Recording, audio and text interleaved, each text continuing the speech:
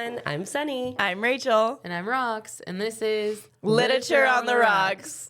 Book Club. Book Club. Book Club. We were talking about how we practice yeah. when you're listening to a book. Yes.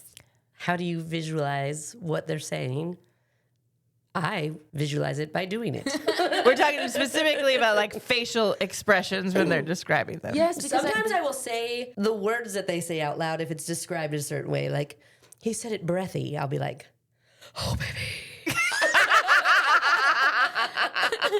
okay, I need to know, do all readers do that? I will do the facial expressions. Like if they're like, he smiled with his lower teeth, looking like a bulldog in my rearview mirror while I'm driving. Like, And you want to like see what it looks like. So you're like looking up like, yeah, that would not be attractive. And then I have this all internal like monologue about like, well then I wouldn't want to like pursue that man. Why? What? I don't understand. That's how he smiled. that's With it. his bottom teeth. yeah, exactly. Yes. He looked like my dog as a child. Like, yes, exactly. But why do these books always have the most odd descriptions? well, I think there's a book coming up that we're going to be doing. It has a lot of them. Yes. And so every time I'm getting ready in the morning, I'm in the mirror, putting on some makeup, listening to an audiobook, and I'm like, what are they doing with their eyes? What? And then I'm trying to do it. Poking your eye with mascara it'll be because you're like- trying to imitate. Yeah. Or they'll be like, something about like, oh, she turned and scrunched her nose. And I'm like, They are such odd descriptions, and then like, maybe they are accurate, right? Because maybe that is what we do in real life, but I've never thought about it in the verb, like the word. trying to like describe it verbally. Yes. So when it said like, he's going to breathe through his teeth, like I genuinely envisioned his teeth breathing. see, I imagine like pushing air out from like with clenched teeth. Yeah, but the way, like But also your mouth has to be open to do that. Like, I feel like if I've clenched my teeth, my lips are closed. All right, let's get into this book club. book club. Well, we're doing a book club on Solito by Javier Zamora. Last week, our ratings, we'll go from top to bottom. Rox was a 3, I was a 2, and Sunny was a 1. So we'll get into our questions. For those of you just joining our first book club, welcome. We always do Benvenidas.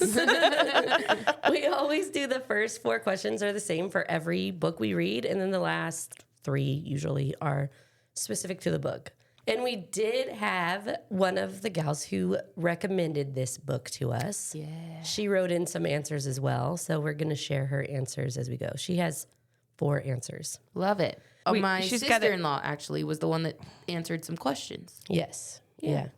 And just to preface, everyone who's listening is allowed to fill out those questions. Yeah. It's not a select few. Yeah, They're no, posted yeah. on our website for everyone to fill out. Yeah, and if you send them in, we'll read them. So our first question is first impressions. What were your initial thoughts when you started reading Solito? Did the book meet your expectations or surprise you? I wrote, it was a book I knew was out of my comfort zone. I struggle to read autobiographies, memoirs, and most nonfiction books, honestly. So I didn't have a huge expectation. I knew I wanted to try it out, though. I was also expecting to have some really big tears. I said this in the summary, but unfortunately I decided to listen to this, and it was very hard for me to get through. There was a large portion of it in Spanish, and so there was a lot I just didn't understand. I still appreciate what this book did, though. The vulnerability Javier showed throughout the book gave my husband and I an opportunity to discuss things and details that I didn't know. While the book wasn't for me, I still recommend it because I can appreciate what it is and the conversations it inspired in my own life. Do you think if you had read it and had the opportunity to be able to look up the Spanish portions, your rating would be different? Possibly, but it would have been a lot of looking up and translating the book. Or to I be don't able know. to like just send a picture of it to your husband and go, hey, what does this say real quick? If he was sitting there reading it with me, maybe. But I think if it was an ebook and I could just click it and translate it, maybe I would have had a different thing. But I'm still having to. It would have taken you a lot It would longer have to taken read. me a lot longer to read it, and I think I would have given up early on. If it wasn't part of this book club, first of all, I'm not a quitter, so I don't quit reading books. But also, I have struggled to read autobiographies in the past and had to take breaks from them. And I don't know that I would get through this book even just reading it. But I might have rated it differently. I don't know. For me, it didn't feel necessarily like an autobiography, I guess. But also, I don't know that I've read many of them to... I think out of the autobiographies and books that I've read, which isn't a lot, I did read more like a story, and maybe that's because some of it seems unfathomable. But truly, the part that I struggled with was not being able to understand most of the book. Yeah. I just said I knew what this book was going to be about and expected to be moved by the story. This was a touching story and it was extremely relatable, but it didn't bring me to tears until after the fact. It surprised me that I became as emotional as I did talking about it in our last episode. There's a lot of emotions surrounding this kind of story, and it hits home in that I have family that immigrated, and while their stories aren't exactly this or as traumatic, it is still life-altering. So thankfully, as far as I'm aware, their stories and their trials to get here, it was for the better. I was surprised that I wasn't as moved, but not surprised that I liked it. So at first I thought this was a tale of child trafficking, but was totally wrong. I had this assumption that it was that, but it's not. I struggle with memoirs because it is a different type of writing than a fiction book. It's a book that you really need to sit with and absorb because it's not a tall tale, and it is someone's life, it's someone's experience, and it could be someone's cathartic way of dealing with their trauma. For me, it's always a little slower to get through. So Gabby wrote, I initially picked up the book with zero expectation. Just wanted a book to read on vacation. I was quickly immersed in Javier's journey. I read it in 3 days. I couldn't put it down. I grabbed it at Target on a whim because it was Hispanic Heritage Month and it was front and center in the store. Nice. Unresolved questions. Were there any plot points or character arcs that you felt were left unresolved or could have been explored further? And I don't think this question has an answer in the world today, but I would love to know if Javier ever got back in touch with either Patricia, Carla, or Chino. And again, this was briefly discussed last week, but what was the reasoning to have this young boy travel to America by himself? Why did mom leave him with his grandparents for so long and then bring him up later? What was the purpose or reason for it? I believe parents make decisions like this for the best of their children, but I don't know the reasoning for this one because it wasn't explored in the book. That, and did Javier ever meet back up with Patricia, Carla, and Chino? But I don't think that would have ever been in the book. Just something I would like to know and couldn't find a solid answer that wasn't from years ago. Because I did look it up. Did you? Same. Yeah. And I couldn't find anything. And I also looked up if he had kids because I was as we get into it, because I was wondering if that would change his opinion about all the things that he experienced. Yeah. Yeah. You know, I was thinking about you mentioning like not understanding why a parent would do that, right? And I thought a lot about that as we were going through this. I didn't write that as a question because Rachel also brought it up in the last episode. And I was just thinking, because obviously now I have my own child, and I was like, would I be able to do that and like leave my child? And no. But then I started thinking, I wonder, and I'm bringing up different things, but it's not cheap, right? So for them to have to come back to do it again, to pay for themselves a second time, I don't know. Maybe money is a factor. I don't think they should have. I don't think she should have ever left without him. She should have waited. Because also, if you think you're gonna go, and then what if it doesn't work out there, and then like he could at least stay with somebody. Dad was already there. I believe there was a reason for it. Yeah, sure. I just don't know what it was because it wasn't discussed in the book. I don't think that she, like, either one of them were bad parents and left and was like, bye, Javier.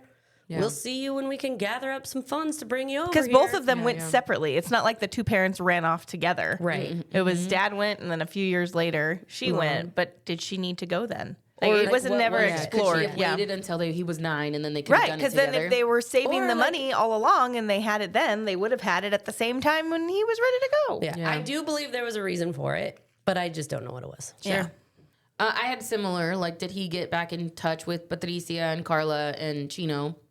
And then I just said, I also kind of want to know who that Border Patrol agent was, because really it's because of that guy that they were able to get across. They found this that they survived. Yeah, that they found this smoother journey and this more efficient crossing system. So who was this guy? And is he doing that many times? Like, obviously for his protection. We probably would never find out who he is, but was that what he did? Because I just was like, well, how many more tries would it have taken if they had continued going with these other people, right? He was like, oh, I got a person. They're going to take care of you, and don't worry. And that journey was like 4 minutes compared to the entire book. Start here. Yeah, exactly. So that was my question, is who was that guy? And how did he get to that point where he just started letting people cross over? Yeah. All right, alternate ending. If you could change one thing about the ending of Solito, what would it be and why? I just said I don't know that there needs to be an alternate ending. The point was that this man was trying to reunite with his family, and he did. So that was the point of the story. So I don't know that I would have changed it. Yeah, same. I'm glad he made it to the U.S. And while I wish he didn't have to go through so much as a 9-year-old boy, I wouldn't change his story. I'm sure it had a lot to do with who he is today. Same. I said because of the nature of this book, I don't think an alternate ending is merited. This book tells a very harrowing tale of a child having to immigrate alone, relying on the kindness of strangers, and surviving because of that childlike hope. I say all that to say that I wish he didn't have to have made that journey. I wish he could have gotten accepted as a visa and been flown over to his parents waiting for him at the airport. I hate that he had to go through this. Yeah, I wonder why he didn't get a visa. He was denied. I know, but they didn't talk about They why. didn't even grant him giving him a He probably passport. knew why. So that would maybe be another unresolved question for me. Like, what was the reason? Like, why does somebody's visa get denied in general? And Especially a 9-year-old at that. Well, maybe Right, that's yeah. it. Like, we're not going to allow you to go alone. Oh, maybe As a because child. he's being asked for a visa and his parents aren't supposed to be here. So who is he going to come live with kind of situation, right? They can't be like, oh, he's going to move in with his parents who are not supposed to be in the country. Yeah, who also don't have papers. So do they have, maybe you have to have like Do they not valid have papers? I don't know. I mean, yeah. they have to have them now, Yeah. but I don't know. At the time, probably not. I don't know what the process was back then. Right. For I people. I don't know. Gabby said, although I know the book is meant for Javier's journey, I feel like there was a lot of buildup for when he would finally see his parents. I would have liked to hear a bit of how he settled in rather than just end with seeing their shadows and boom, it's over. Like, give me some more of when he finally gets to see them. A sequel, maybe? That's a good point. That is a good point because I do remember thinking, what? Yeah, that was it. That's it? Okay, I guess he got his parents, but what? Yeah, exactly. Yeah. All right, adaptation dreams. This one's going to be rough. If Solito were to be adapted into a movie or TV series, who would you cast in the main roles? So first of all, I didn't cast the main character because he's 9 and I couldn't find anyone that looked like a 9-year-old. So I casted Patricia, Chino, and Grandpa. Oh, I didn't even do Grandpa. Did Patricia and Chino. I also did not cast Javier because I tried. I went with Patricia and Chino because I also couldn't cast Carla. I didn't have an option for Carla. All right, well then let's start with Patricia. I chose Lisette Chavez. Ooh. She was in The Fosters, which is why I recognized her. But Oh, okay. All right. I like that. I did Adria Arjona. nice. I was trying to see if I knew her from anything, but I don't. Yeah, same. I don't recognize her. She's in the 2022 version of Father of the Bride. Yes, I didn't watch see that. She's, and I've seen 6 Underground. I chose Zoe Saldana. Okay. She's older though, right? Let's see. Yeah, 47? she's 47. Oh yeah, I don't even know how old Patricia was supposed to be. like in her 20s. Oh, early was 20s. she? And Carla She was was Early 12? 20s with a 12-year-old? Yeah, she was like 20. I thought I mean, maybe later 20s, but she was for sure in her 20s. She was young. And then like Chino was like 19 or something. yeah, Chino was young. Who do we got? We got Zoe Saldana, Adria Arjona, Yeah, and Lisette Chavez. and Liseth. I feel like I would cast out Zoe. Yeah, only because of her age, I think. I think I'm going to go with Lizeth Chavez. Now, Chino. I picked Tony Revolori. Oh. Okay. I did Zolo. It's Maridueña. Maridueña. Oh, yeah. We've cast him before. Yeah. Yeah. I thought he was like younger, had like a younger face. I did Gregory Diaz the Fourth. Is there Just anyone like that anyone. anyone? I was just gonna say, is there anyone that any of us don't? Yeah, no, I don't have any of them that I don't like. I can go with Tony Ravioli. And then I casted Grandpa. Who is it? Maurice Bernard. Okay. Oh, okay. All right, Grandpa. Okay, our eyes drop. Patricia is Lisette Chavez. Chino is Tony Revolori. And Grandpa is Maurice Bernard.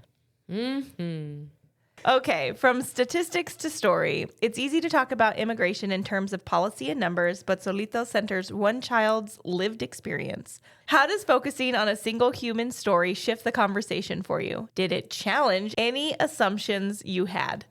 So I've always had a hard time discussing immigration because I don't believe that people are illegal. And I think it's difficult to have those types of conversations in our current climate because there's a lot of aggression and not a lot of willingness to respect and hear the other person's opinion. So I think hearing a story that many people don't often tell is hard because a lot of people don't talk about their immigration story. It's hard to hear the atrocities that people are willing to go through to escape something much worse. And I think in this political climate, we forget how the U.S. was settled. Colonists searching for land to be free of religious prosecution and to gain economic opportunities, plus a healthy mix of criminals that Britain was tired of dealing with. Yeah. Said, okay, so this changed the experience for me because I don't know that I ever really knew any one person's specific story. Like I mentioned at the end of last week's episode, I am now just thinking to ask people's stories that are close to me. It was this story that made the experience more real for me, for what it takes and what actually happens on a journey like this. I've heard of it and sort of known that it wasn't a great experience, but it ultimately brought reality to what this entire somebody's journey could be like. So add the fact that this boy was 9 years old, it really made me think about how many families had to do similar things in pursuit of a better life. And it didn't challenge the assumptions that I had. It just brought them more to light at the end of the day. Yeah. Yeah. I think when we talk about immigration in terms of policy numbers, something really important gets stripped away. It dehumanizes it. It becomes political. It becomes a debate to win instead of a human reality to understand.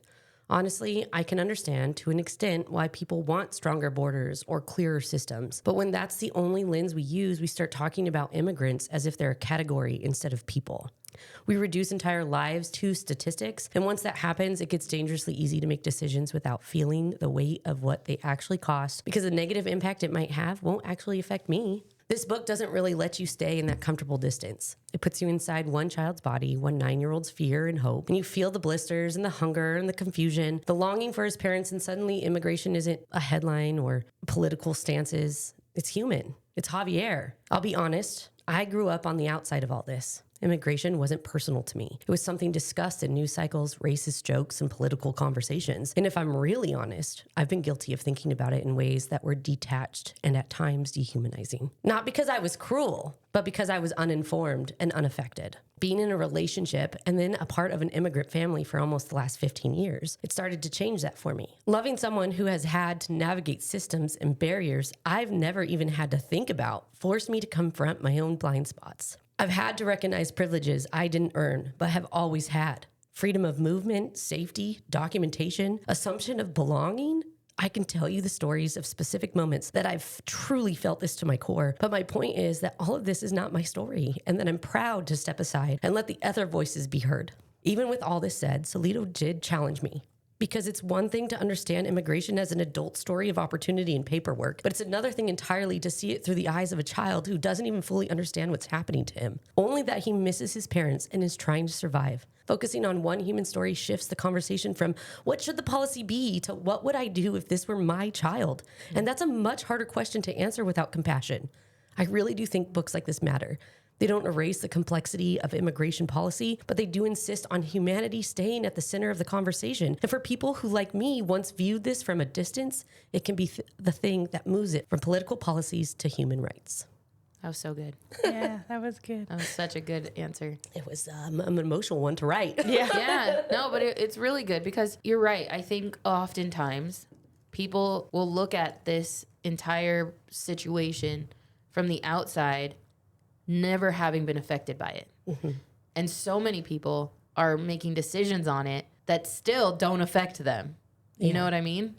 And it's hard when you see it firsthand, and it's for you, it's firsthand. Like you have family now that's very close to you that if they all weren't here would still be trying to be here. Yeah. And so it would have impacted you greatly. So much. And I wouldn't be here if my family didn't do that. Yeah. Right? Yeah. Like if my mom didn't come here, I wouldn't be here. I am first generation and have this same as you, these rights and blessings that like I kind of take for granted because I was born here and have always spoken the language and have never really been personally ostracized for the color of my skin. Right. But now as an adult has happened more so than has ever happened in my life.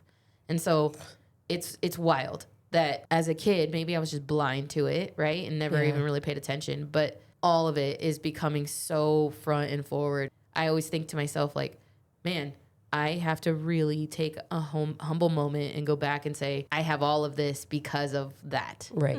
First of all, it's shameful to me to think that I thought one way when it didn't matter what I thought, really, right? It didn't affect me at all. And then to think on the bigger scale of things, there are people making these really big decisions that are drastically affecting people's lives. Yeah. And you don't even know what it's like. Yeah. You don't even understand where they're coming from or what their journey has looked like or anything. You're just saying, I think, like I said, Solito, the story itself, it forces you to confront the fact that I don't know what it's like. Yeah. And it shouldn't be my decision to make.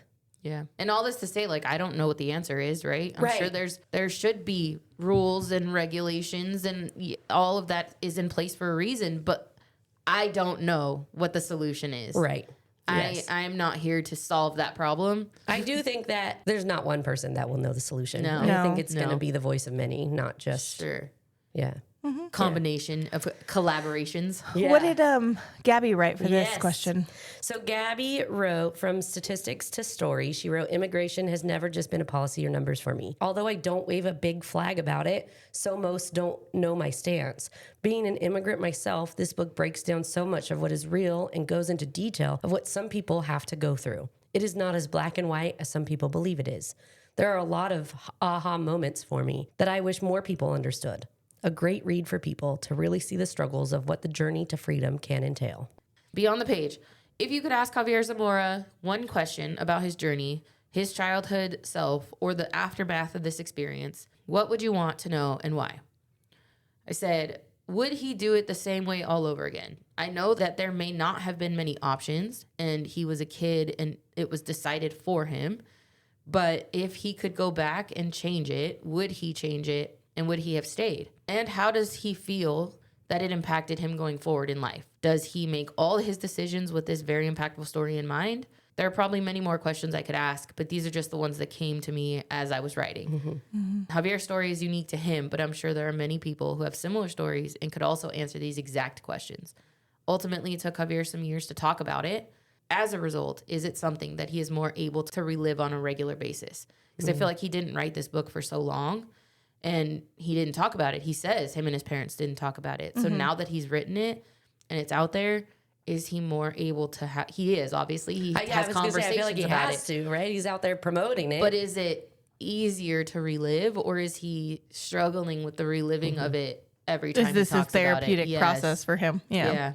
yeah, mine was similar to your last part. I'd want to know how writing the book helped him. He had to face the trauma head on, and that couldn't have been easy for him to do. I know he mentioned at the end of the book that he has done a lot of therapy to deal with it all, but this had to be part of that therapy, right? I think I'd want to know more about the aftermath and how writing this book helped or hindered him. I would ask, looking back at it, do you understand the reason behind the immigration? Was it just to have a better life? And if so, that's great, because we all want the best for our families. But do you agree with your parents' rationale of sending you alone on this treacherous journey? Or could your mom have waited and taken you with her? And if that was the case, how do you work through that resentment or pain that comes from knowing that she could have waited? Yeah.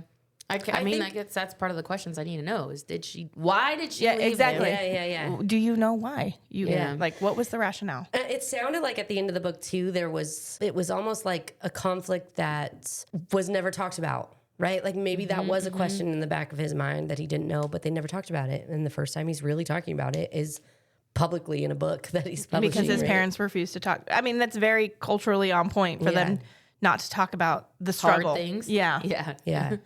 Did Gabby answer that one too? Yes. She said, I think I would have a million questions for Javier. I would mostly want to know if his heart was happy once he finally was with his parents, that he felt a sense of peace. Having two sons around his age hits different for me. I cannot imagine my boys out there in a world with strangers and going through any of this. I would want him to be happy and be able to be a kid after such a horrendous journey that most people could not deal with. I would ask him to write the sequel. I want to read about him being triumphant in life, which I think in writing the book, he shows us he's able to be at peace with the story. Sharing such a story is brave on many levels. To have to relive it by writing it for others to read is just amazing. I could go on and on and on, LOL. We do get a little sense of his triumph, right? Because he goes to college, he gets a degree, He's living the American dream. He's having these conversations. He leads discussions. He's doing all this stuff. Yeah, I think we see a little glimpse of his accomplishment and how coming here hopefully made him who he is and gave him some, not happiness, but just success, I guess, a little bit. It was worth it. Yeah, that it was worth it. Yeah. Because who knows? Maybe he was a smart kid. He could have been very successful and done really well for him in El Salvador. I don't know. But I do think that maybe we get a little glimpse in that it was a little bit worth it. And at least in my heart, that's how I want to see it.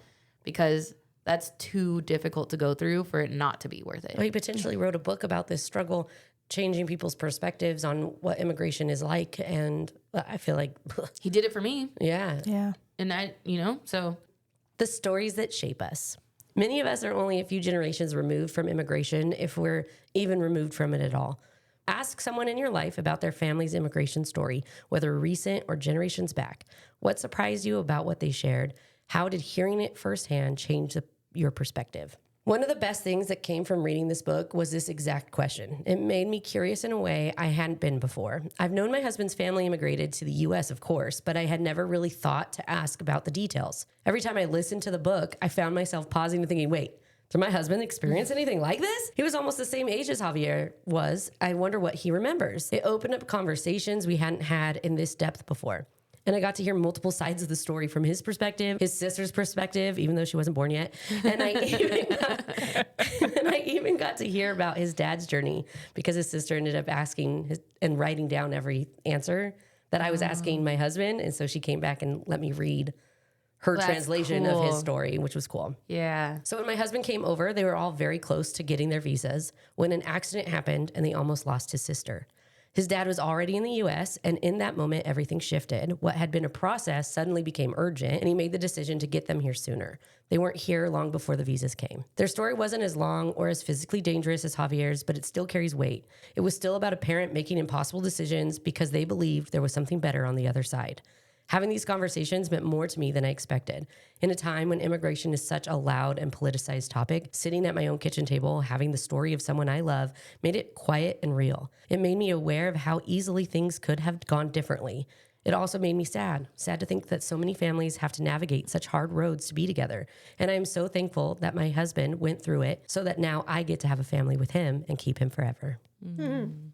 So my family that immigrated, where my paternal grandparents are no longer with us to ask. And my husband was very little, 2 years old when he immigrated. So I know from many of the family members, it's a harrowing tale embedded with trauma. It's very much a cultural thing not to discuss the pain, trauma, and fear that come from the experience of immigrating. So generally, stories are not told or very briefly summarized. But I wanted them to know in that pain, we see their resilience, their tenacity, and their strength. And for many of us, we only have the luxury of being U.S. citizens because of the hard decisions our family members made. Or like me, the product of biracial parents, the luxury of being created at all. I recently spoke to my mom about her immigration story. It wasn't a question that I had ever asked, which in itself surprised me when I realized it. It was literally reading this book that I got halfway through and thought, I need to ask my mom what her story was. Did she go through this? Yeah, did she do this?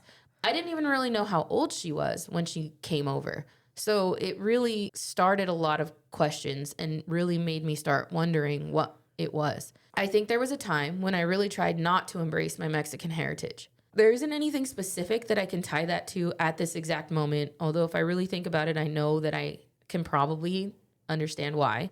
And maybe because I was trying to remove myself as much as I could, I didn't think to ask about it.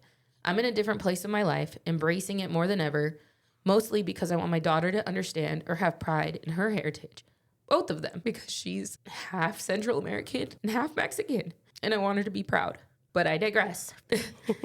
My mom's story wasn't as treacherous or even as eventful as Javier's. It was actually very tame and boring, quote unquote. But what surprised me, without getting too much into her story, was the events that happened after she moved here. So she came when she was 14 on a visa with her parents and her siblings, and then just didn't leave. While that is not super eventful, it was a little scary because they were worried every day about if they were going to be sent home. Mm-hmm. But at 14, she moved here, And then at 18, got pregnant with me. So she wasn't here for very long.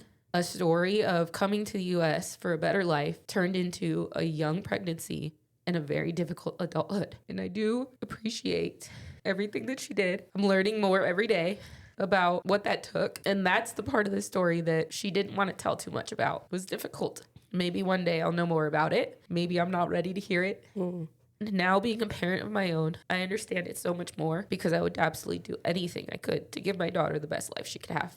Gabby, you recommended this book and swore it was going to bring us to tears, and it didn't until we started talking about it. Yeah. That's exactly what happened. I was like, no, this book was great. And then now I'm talking about it like, oh my God.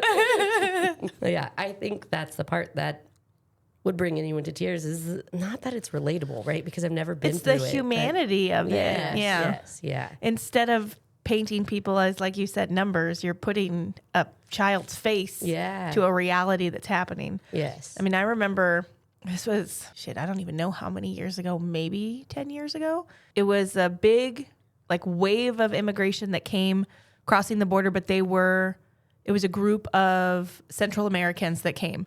And they went through Texas. Texas just didn't have enough space. And so they bused them to our local detention center. And there were people protesting, but 90% of the people on this bus were kids. Kids that were crossed without their parents, who didn't speak Spanish, who spoke other languages. And they were on this bus, and there was a bunch of protesters not letting this bus into the immigration center. So I know me and my husband at the time, we like donated water and like all kinds of stuff, but there was like the kids didn't even speak languages that were common here. Right. So finding people to help volunteer to translate was a whole nother thing. Like, so I don't even know what came of it because it was so long ago and we were just kind of there trying to help. But it's like, these are kids. Yeah. Like, let them get in so they can take a shower and get have some water food and sleep. Leave them the fuck alone for a little. They're already here. They're scared. Yeah, you stopping the bus isn't going to make them magically vanish. Like, they're still fucking here and they're kids. Yeah. Yeah. Right. So would we change our ratings at all? I mean, I gave it 3 shots, so no, I'm sticking at 3. You're sticking at 3. I'm keeping my 2. I am keeping my 1 when I'm solely based on the book, but it is a book that I recommend. I just recommend reading it differently if you don't speak Spanish. From my experience, I think it's still 1, but it's definitely worth the read and the conversations that follow. Yeah, agreed. That's a wrap on this episode of Literature on the Rocks. We're so grateful for the space to sit with Solito and talk about courage, resilience, and the power of telling your story. Next week, we're changing gears and diving into Wedding People by Allison Espach. And let's just say the emotional terrain might look a little different. Make sure you're subscribed because we're here for you every Wednesday. This episode made you think about your own family's journey, the risks they took, the sacrifices they made, the stories that maybe were never fully told. We'd love if you rated and reviewed the podcast, not just to support us, but to help these kinds of stories reach more people. Solito reminded me that behind every immigration headline is a child, a parent, a family trying to build something safer. And if this conversation stirred something in you the way it did in me, share it, talk about it, ask your parents or your grandparents their stories. Because sometimes the most powerful thing we can do is listen and make sure those journeys are never forgotten. Reading Solito as mothers reminds us that behind every difficult journey is a parent's hope and a child's courage. So we're glad you sat with this story alongside us. Stay connected at Lit on the Rocks Pod and literatureontherocks.com. Until next time, may you lean in when someone shares their story and never underestimate the power of telling your own. Cheers. Toodaloo. Bye.